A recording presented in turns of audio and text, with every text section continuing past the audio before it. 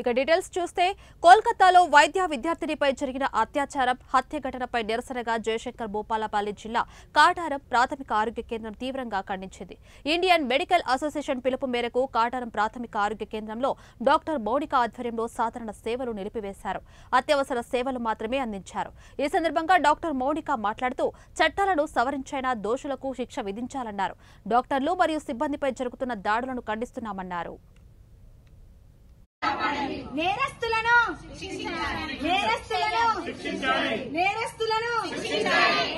మహిళా ఉద్యోగులను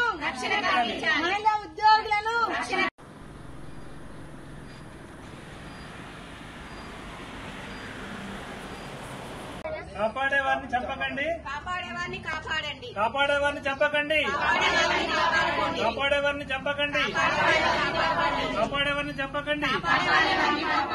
నేరస్తులను